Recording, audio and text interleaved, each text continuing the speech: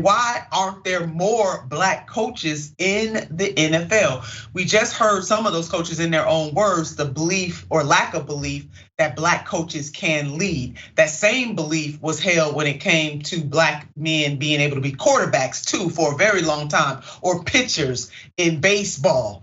This kind of belief that we don't have the intellectual acumen to be in those types of positions, and it is still permeating these organizations, these institutions in the 21st century. And the folks at the Griot went even deeper. Check out this breakdown of the percentage of black players versus the percentage of coaching hires since 1989. On one side, the race of the players, which the mayor already laid out, overwhelming majority, not a little bit, but overwhelming majority of the players within the NFL are black, 75%. Now we look at the coach hiring since 1989, not even going way, way back, just 1989, very recent history. And thank you, Michael at the Griot for doing this. 81% of the coaches are white. It is the exact opposite of the players.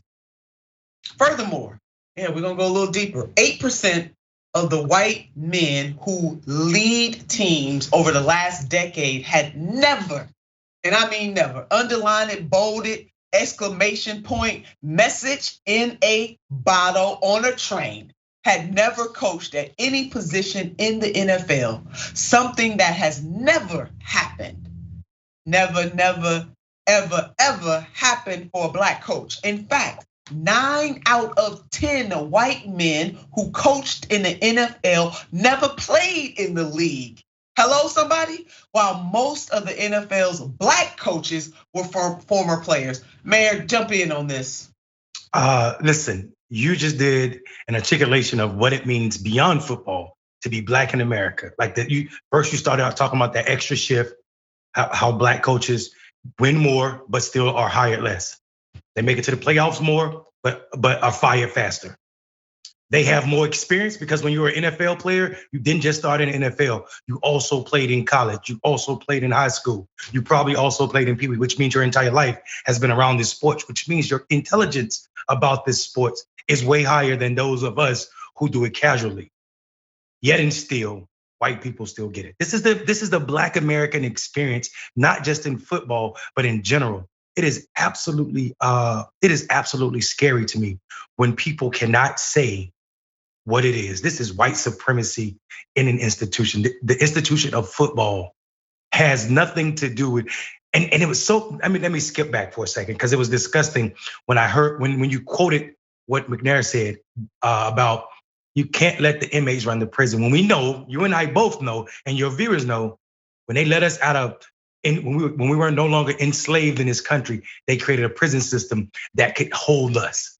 So when you start talking about your NFL team as the prison, because you're talking about the inmates, you're talking about the players, that means your team is a prison. That reminds me so much of what you're talking about. Bucks, overseers, and those who can't afford to be owners and leaders. And that sometimes in their minds is black more than not. There it is, man. Just for me, the whole notion of owners rubs me the wrong way because of our history in this country. That is what it is. I mean, we're not gonna change necessarily that, but to change people's behavior and how they see African-American players and what they bring to the table. I mean, you said it early on, without their black players, there would not be an NFL. And ultimately, nobody does it quite like those black players at all. And whether it's football, basketball, tennis, you name it, baby. When we enter it, we take it to a whole nother level, like into the stratosphere, doing things that people have never seen done before. Now, the Rooney Rule, which was implemented in 2003, which requires every NFL team to interview at least one minority, freaking do, I had to catch myself, one minority candidate for head coaching and coordinator positions was supposed to address this issue. First of all, it's too little. I won't say it's too late, but it's too little. Just one, that's the Rooney, give me a break. But obviously it has not made a difference whatsoever. First of all, it doesn't go deep enough. But in a league where 30 of the 32 owners are white, 30 of the 32 owners are white. So there is a class issue here. There's an economic issue here. There is a mathematics issue here. 30 of the 32 owners are white. There is indeed a major disconnect between ownership, players, and coaches. Now, Hall of Fame running back Tillerson explained this disconnect, and he explained it this way. I really think that there is a disconnect between the owners and the kind of culture that is Black folks. Not understanding the way Black folks communicate, the mannerisms, the expressions. It's different than someone who looks like them. We hear owners say all the time, oh, I connected with this white candidate because they reminded me of myself.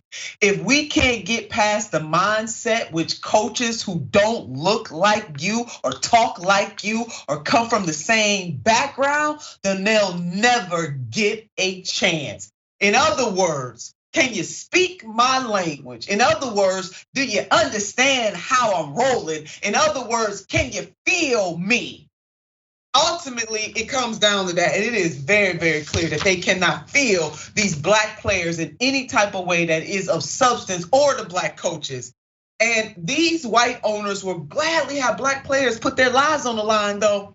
We saw what just happened to Damar Hamlin for fan entertainment in order to line their pockets. And that Skip Bayless still has a job, but y'all ran all up in Kyrie Irving. Hello? We doing the countdown here on Unbossed, but give a Black man the opportunity to be a head coach in the league, it really is just too much for them. Much too much. Man, we gotta go to our next segment, but if you wanna say a few more words on this, we can revisit this thing right here. Yeah, I don't need the mansplaining. You did a wonderful job. They ain't feeling the Black players. Okay. Woo, Lord, listen, I'm pulling. It's time for this. Okay, it really is time.